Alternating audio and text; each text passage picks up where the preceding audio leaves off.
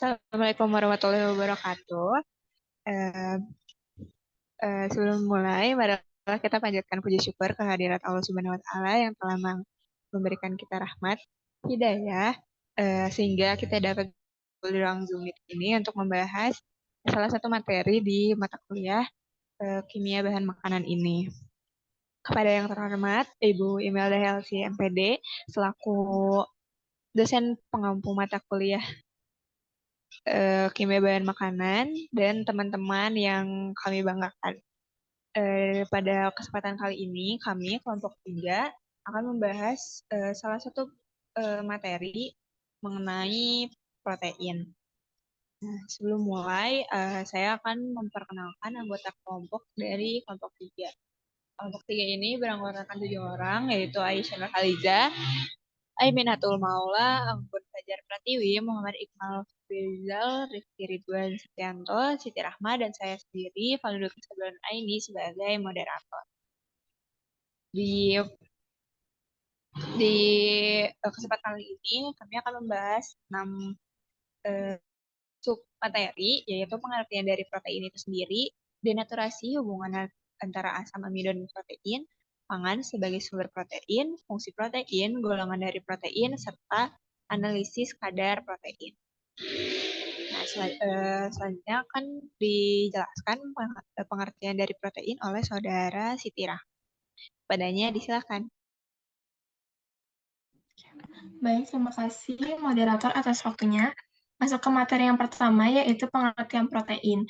Nah, protein merupakan suatu senyawa yang dibutuhkan dalam tubuh manusia sebagai zat pendukung pertumbuhan dan perkembangan. Nah, dalam protein terdapat sumber energi dan zat pengatur jaringan tubuh. Nah, kata protein tersebut ini berasal dari kata Yunani, yaitu proteos, yang artinya utama atau yang didahulukan. Nah, proses penemuan nama ini ditemukan oleh ahli kimia Belanda, yaitu Geraldus Der. Nah, mengapa dinamakan protein yang memiliki arti utama? Hal ini karena protein merupakan komponen penting dari semua sel hidup dan memiliki berbagai fungsi penting. Nah, protein juga merupakan makromolekul yang terbentuk dari asam amino yang tersusun dari atom nitrogen, atom karbon, dan oksigen, serta beberapa jenis asam amino yang mengandung sulfur, seperti metionin, cysteine, dan cysteine, yang dihubungkan oleh ikatan peptida. Nah, dalam makhluk hidup, protein berperan sebagai pembentuk struktur sel, dan beberapa jenis protein memiliki peran fisiologis. Protein merupakan polimer dari sekitar 21 asam amino berlainan yang dihubungkan dengan ikatan peptida. Nah, asam amino, keragaman rantai samping yang terbentuk dengan ikatan peptida. Asam amino ini memiliki keragaman rantai yang terbentuk. Asam-asam amino tersebut membungkam protein yang berbeda dan mempunyai sifat yang berbeda, seperti struktur sekunder dan tersier yang sangat berbeda. Nah, rantai samping dapat bersifat polar ataupun non-polar. Kandungan bagian asam amino polar yang tinggi dalam protein meningkatkan kelarutannya dalam air. Nah, protein adalah zat pembangun yang penting dalam siklus kehidupan manusia. Protein digunakan sebagai zat pembangun tubuh untuk mengganti dan memelihara sel yang rusak, reproduksi, mencerna makanan, dan kelangsungan proses normal dalam tubuh. Mungkin sekian materi yang saya sampaikan, saya kembalikan lagi pada moderator. Baik, terima kasih kepada Saudari Siti Rahma yang telah menjelaskan materinya. Selanjutnya ada materi asam amino dan protein yang akan dijelaskan oleh Saudari Ai. Kepadanya disilakan. Terima kasih kepada moderator. Di sini saya akan memaparkan terkait asam amino dan protein. Sebelumnya, protein merupakan makromolekul yang terbentuk dari asam amino yang tersusun dari atom nitrogen, karbon, dan oksigen. Nah, sebelum lanjut membahas terkait protein, kita harus memahami dulu terkait asam amino. Asam amino merupakan unit dasar struktur protein. Suatu asam amino alfa terdiri dari gugus amino, gugus karboksil, atom hidrogen, dan gugus R yang semuanya terikat pada atom karbon alfa. Atom karbon ini disebut alfa karena bersebelahan dengan gugus karboksil. Gugus R menyatakan rantai samping yang berbeda-beda. Nah, pada gambar, saat di dalam air, molekul asam amino diubah menjadi ion yang disebut zwitterion. Di sebelah, kita bisa lihat gambar di sebelah kanan. Itu yang disebut zwitterion. Nah, tadi kan protein gabungan dari beberapa asam amino. Nah, berapa jenis asam amino untuk membentuk protein? Nah, sebenarnya ada ratusan jenis asam amino, hanya sebagian asam amino yang mampu berikatan membentuk protein. Sisanya mampu membentuk sendiri dan tidak berperan sebagai struktur pembentuk protein. Umumnya, protein ditemukan 20 jenis rantai samping yang bervariasi dalam ukuran, bentuk muatan, kapasitas pengikatan hidrogen, dan reaktivitas kimia.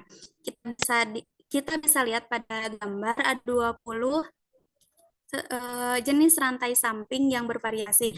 Di dalamnya ada yang bersifat hidrofobik, ada juga yang bersifat hidrofilik.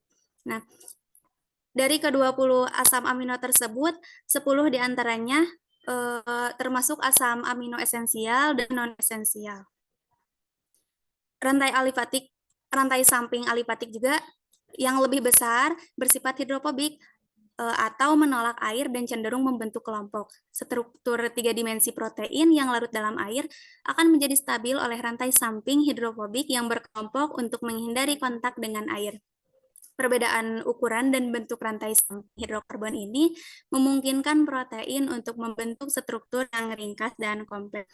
Kita bisa lihat pada gambar yang ketiga, di sana ada gambar rantai samping.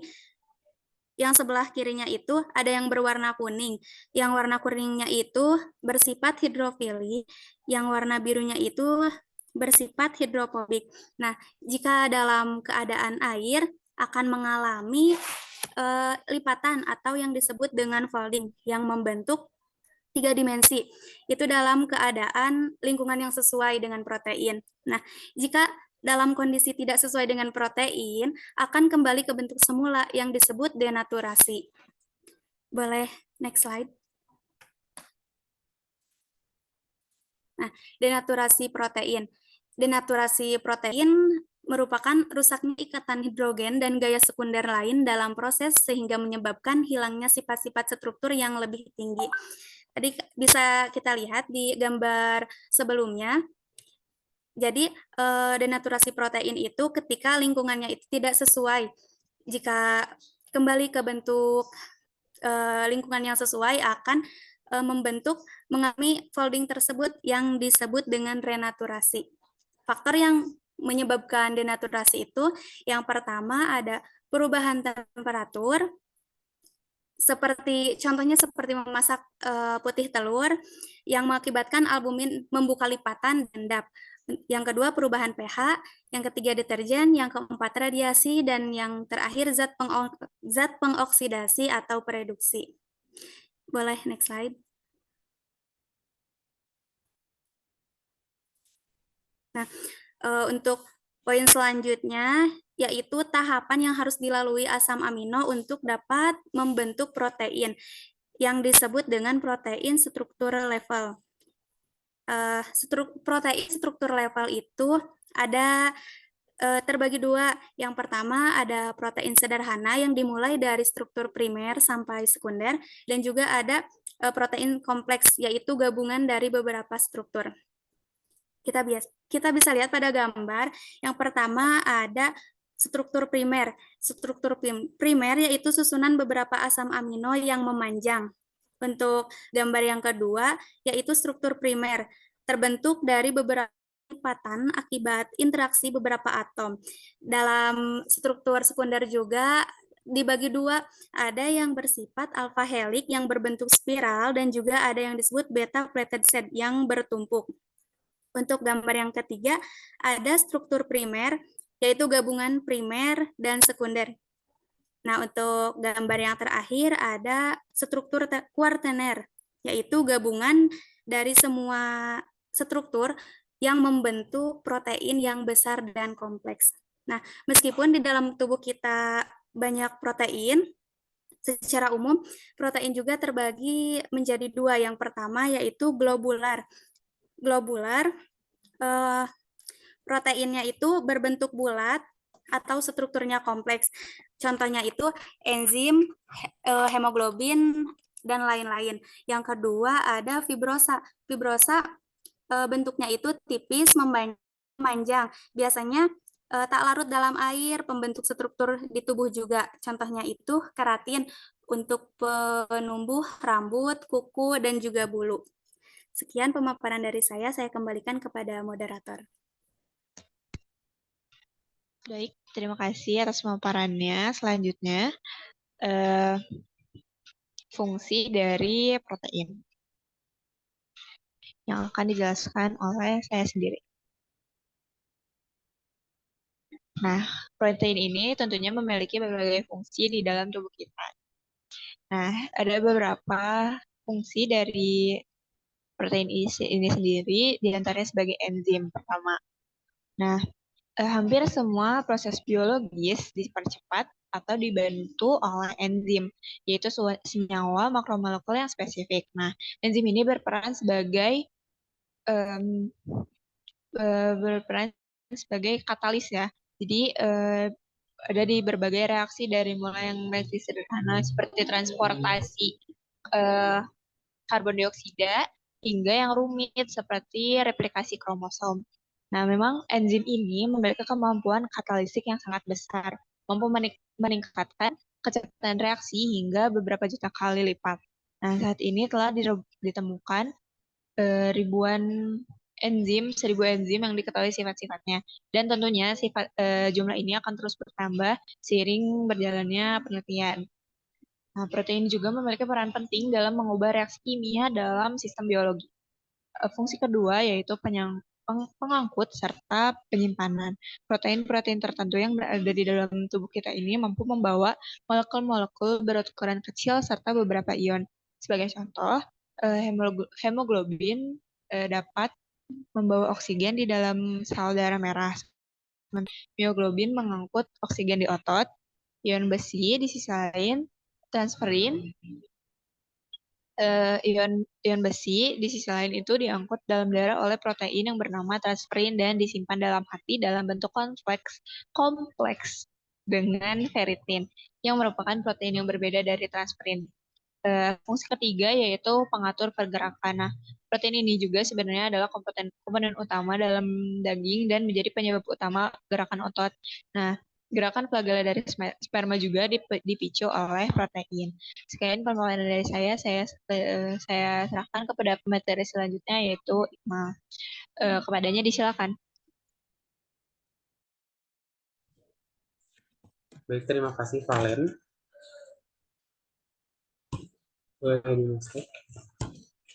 Fungsi protein berikutnya yaitu penunjang mekanis. Nah, teman-teman tahu kan beberapa produk kesehatan yang mengandung kolagen.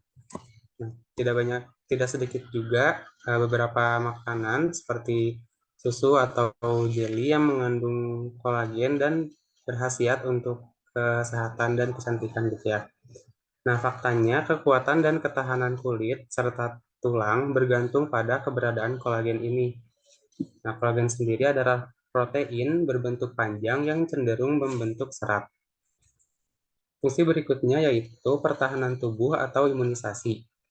Tubuh kita memiliki antibodi yang merupakan protein khusus yang mampu mengidentifikasi dan berikatan dengan benda asing, seperti virus, bakteri, dan sel-sel asing lainnya yang memasuki tubuh. Antibodi ini memiliki kemampuan yang sangat baik dalam membedakan antara benda asing dan bagian tubuh yang normal. Fungsi berikutnya yaitu media perambatan impuls saraf. Protein yang memiliki peran ini umumnya berfungsi sebagai reseptor, seperti contohnya rodopsin pada mata kita. Rodopsin adalah protein yang berfungsi sebagai reseptor atau penangkap cahaya di dalam sel-sel mata. Fungsi berikutnya yaitu pengendalian pertumbuhan. Protein ini berperan sebagai reseptor di dalam bakteri yang memiliki kemampuan untuk mempengaruhi fungsi bagian-bagian DNA yang mengontrol sifat dan karakteristik materi. Boleh di next slide.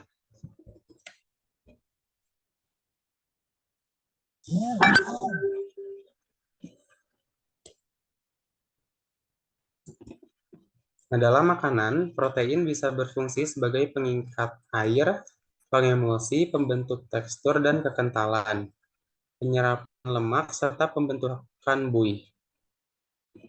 Sifat-sifat ini muncul karena protein berinteraksi dengan pelarutnya dan berhubungan dengan ion, protein lain, karbohidrat, atau lemak. Sifat fungsional protein dalam makanan salah satunya itu kelarutan protein. Kelarutan protein dipengaruhi oleh sifat ionisasi asam amino di dalam larutan, yang bisa bersifat asam atau basa, yang tadi dijelaskan sebagai amfoter. Faktor-faktor yang mempengaruhi kelarutan protein itu meliputi jenis dan komposisi asam amino, jenis pelarut, pH, konsentrasi dan muatan ion, serta suhu.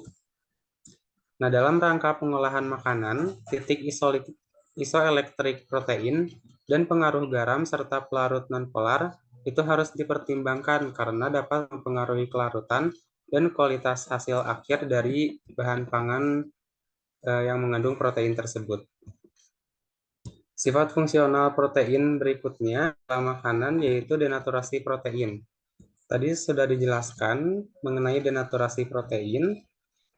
Nah, adapun aplikasi denaturasi protein dalam makanan termasuk kehilangan sifat kelarutan protein, pengaruh terhadap tekstur bahan makanan, dan penggunaan denaturasi untuk menguji aktivitas enzim dalam makanan. Misalnya dalam proses pasteurisasi susu. Inaktivasi enzim fosfatase dapat digunakan untuk menilai kualitas susu tersebut. Adapun dalam industri fermentasi, enzim tertentu bisa diaktifkan untuk mengubah bahan mentah menjadi produk baru. Sekian yang dapat saya sampaikan, saya kembalikan lagi ke moderator. Baik, terima kasih atas penjelasannya. Selanjutnya materi selanjutnya akan dipaparkan oleh Saudari Anggun. Kepadanya disilakan. Baik, terima kasih atas waktunya moderator. Di sini saya akan sedikit menyampaikan tentang perbedaan protein dalam bahan pangan. Yang pertama yaitu ada protein nabati. Protein nabati itu berasal dari 70% penyediaan protein di dunia, yaitu berasal dari tanaman, dan pangan utamanya adalah biji-bijian dan kacang-kacangan. Dan juga ada protein hewani, dan protein hewani ini disebut sebagai protein yang lengkap dan bermutu tinggi karena mempunyai kandungan asam amino esensial yang lebih banyak dibandingkan protein nabati. Contohnya sumber protein hewani itu daging, telur, susu, dan dan ikan. Sedangkan protein nabati itu contohnya ada tahu, tempe, seperti itu. Dan juga karena kandungan asam amino esensial hewani, protein hewani ini lebih lengkap dari nabati, dan juga ragam gizi hewani itu lebih banyak dibandingkan protein nabati. Seragam gizinya itu seperti contohnya ada vitamin B12, vitamin D, DHA, dan zinc. Tetapi pada sumber protein nabati itu tidak akan menyebabkan kolesterol dan asam lemak seperti dalam protein hewani gitu. Dan juga protein nabati itu dapat membantu menurunkan berat badan. Karena protein nabati ini bisa menimbulkan rasa kenyang yang lebih tahan lama, sehingga dapat mengontrol keinginan makan gitu ya. Dan juga maka hal inilah yang menyebabkan pada zaman sekarang itu banyak orang yang mengikuti pola makan vegetarian atau vegan dan mengganti semua kebutuhan proteinnya dengan protein nabati dikarenakan itu yang dapat bisa menyebabkan kolesterol, itu yang bisa menyebabkan penyakit stroke, gagal jantung, terus jantung koroner seperti itu. Terima kasih. Saya kembalikan ke moderator. Terima kasih Saudari Anggun atas penjelasannya. Selanjutnya akan dilanjutkan pemaparan oleh Saudari Rifki. Kepada Saudari Rifki, boleh disilakan.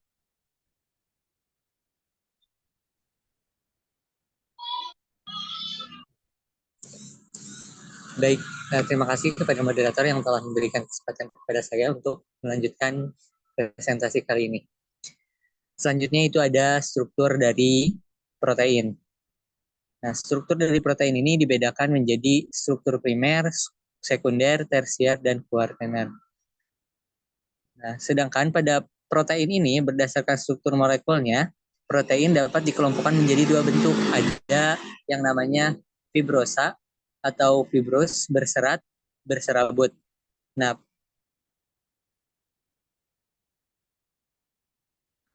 boleh di next. Nah, oke. Kita langsung ke bahan pangan sumber protein. Karena tadi sudah dijelaskan ya ada perbedaan dari protein nabati dan juga protein hewani. Mohon maaf di slide ini ada kesalahannya. Untuk yang pertama itu protein nabati. Contoh dari protein nabati itu ada 3 sebenarnya, yaitu kacang-kacangan, buah, dan juga sayur. Nah, untuk kacang-kacangan ini merupakan sumber protein yang cukup tinggi dan mudah didapatkan. Nah, beberapa contoh kacang-kacangan diantaranya ada kacang kedelai, kemudian ada kacang almond, kacang merah, dan juga kacang hijau. Selain itu, kacang-kacangan ini biasa diolah menjadi bahan makanan yang lain, bisa berupa tahu pada kacang kedelai dan juga tempe. Selain dari diubah menjadi bahan makanan lain, tetap mempertahankan kadar protein dan menambah zat baik lainnya. Kemudian yang kedua itu ada buah dan sayur. Terdapat banyak buah dan sayur yang mengandung protein yang dibutuhkan oleh tubuh, baik itu yang berprotein tinggi maupun yang berprotein rendah. Nah, di antaranya ada beberapa sayuran dan buah memiliki protein yang tinggi. Untuk sayuran itu seperti brokoli, bayam, asparagus, kentang, dan singkong. Sedangkan pada buah itu biasanya kita sering temukan pada jambu biji, alpukat, dan pisang. Kemudian pada sumber protein hewani, ini ada 4 jenis. Yang pertama itu ada daging. Nah, daging merupakan sumber protein hewani yang baik untuk kesehatan, terlebih daging yang tanpa lemak. Karena tadi ya, daging yang berlemak itu dapat menyebabkan kolesterol dan semacamnya. Nah, daging tanpa lemak ini rendah kalori serta mengandung beragam vitamin dan mineral seperti vitamin B12, niacin, dan selenium. Kemudian yang kedua ada telur. Telur merupakan salah satu sumber makanan yang mudah diperoleh dan relatif terjangkau harganya. Nah, selain itu, telur juga diketahui merupakan salah satu makanan sumber protein hewani terbaik, terlebih pada bagian putihnya. Nah, dalam satu butir telur ini kurang lebih mengandung 7 gram protein dan kandungan vitamin lainnya. Nah, kemudian yang ketiga itu ada ikan. Nah, makanan yang menjadi sumber protein hewani lainnya itu selanjutnya adalah ikan.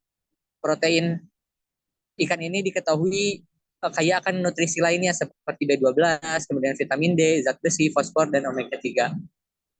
Kemudian yang terakhir itu ada susu. Susu ini merupakan salah satu sumber makanan dengan protein tinggi. Dalam susu terdapat 2 jenis protein, yaitu ada kasein dan juga whey. Protein kasein ini baik untuk mengontrol tekanan darah agar tetap stabil, dan sedangkan protein whey itu baik untuk pertumbuhan dan kesehatan otot anak. Terima kasih. Berikan kepada moderator. Baik, terima kasih atas pemaparannya. Selanjutnya ada analisis kadar protein yang akan dijelaskan oleh saudari Aisyah. Kepadanya disilakan. Baik, terima kasih. Di sini saya akan menjelaskan mengenai analisis kadar pada protein. Nah, untuk pengertiannya sendiri itu ya, analisis kadar protein ini adalah proses untuk menentukan jumlah protein yang terkandung dalam suatu sampel. Di mana kadar protein ini dapat menjadi parameter penting dalam berbagai bidang seperti ilmu biologi, industri makanan, dan bidang kesehatan. Nah, untuk analisis ini sendiri itu ada beberapa metode ya. Untuk metode yang pertama itu ada metode Kejal, di mana metode ini itu metode klasik yang paling umum digunakan dalam menganalisis kadar protein total. Nah, metode ini tuh melibatkan penghancuran sampel dengan asam sulfat diikuti dengan pencernaan dan konversi nitrogen menjadi amonia. Nah, di mana itu nanti setelah mendapatkan mendapatkan persenan nitrogen dulu dengan rumus itu A mol dari titrasi dikali dengan FA min FB, di mana FA ini adalah volume titrasi dan FB ini adalah volume titrasi blanko dikali 14 gram dikali 100%. Nah, sehingga setelah didapat persenan nitrogen ini, didapatlah persenan konsentrasi protein pada sampel. Di mana rumusnya itu adalah FK, faktor konversi dikali dengan persen nitrogen, di mana faktor konversi ini karena metode Kegel ini tidak menghitung kadar protein secara langsung ya, diperlukan faktor konversi untuk menghitung kadar protein total dan kadar nitrogen. Nah, jadi dari faktor konversi ini nanti ada beberapa sudah ada ini sebuah konstanta, nanti ada tabelnya gitu. Nah, selanjutnya itu ada metode Biuret ya. Boleh next.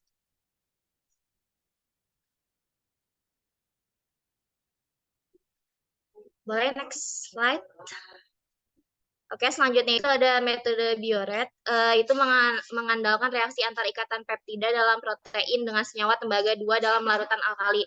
Nah, di mana reaksi ini itu menghasilkan senyawa kompleks yang berwarna ungu, di mana nanti jika menganalisis kadar protein menggunakan metode Biuret ini, nanti jika menghasilkan warna ungu, maka di situ terdapat protein pada suatu sampel, dan intensitas warna yang terbentuk sebanding dengan konsentrasi protein dalam sampel. Jadi, intensitas warna yang terbentuk itu adalah sama dengan konsentrasi protein pada sampel gitu.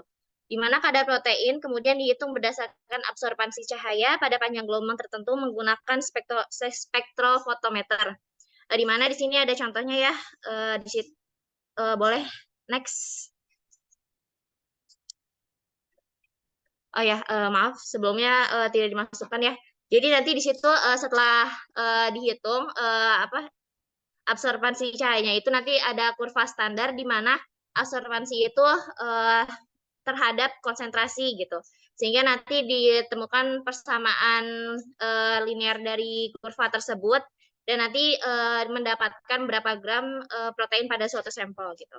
Nah, untuk metode yang ketiga itu ada metode Lowry, di mana metode ini itu menggunakan spektrofotometer untuk mengukur nilai absorbansi dari larutan, di mana nilai absorbansi ini akan berbanding lurus dengan konsentrasi zat yang terkandung di dalam suatu sampel. Nah, untuk perhitungannya sendiri sama dengan metode Biuret, di mana nanti terdapat kurva standar gitu. Nah, untuk selanjutnya itu ada metode Bradford, di mana metode Bradford ini merupakan metode yang lebih sederhana, inkubasi lebih cepat, lebih murah, compatible dengan agensi produksi dibanding dengan metode Lowry tersebut. Sebenarnya untuk konsepnya itu sendiri sama saja ya metodenya, akan tetapi untuk reaksi reagen dari Bradford-nya ini tuh dia lebih mudah ditemukan, sehingga dibanding dengan metode Lowry ini, metode Bradford ini lebih efisien gitu untuk digunakan. Nah, untuk yang boleh next slide. Untuk yang selanjutnya itu ada metode bisynomic acid, di mana metode bisynomic acid ini adalah metode yang juga menggunakan reaksi pewarnaan protein ya. Dalam metode ini itu protein berinteraksi dengan reagen BCA yang mengandung asam bisynomic acid dan ion tembaga 2. Nah, reaksi ini menghasilkan kompleks berwarna yang dapat diukur secara spektrofotometri, di mana sama ya dengan tadi Biuret dan Lowry gitu. Nah, reaksi ini tuh menghasilkan kompleks berwarna yang dapat diukur secara spektrofotometri. Nah, intensitasnya juga nanti dihitung dengan kurva standar seperti itu. Mungkin cukup sekian yang bisa saya jelaskan. Saya kembalikan lagi kepada moderator. Terima kasih.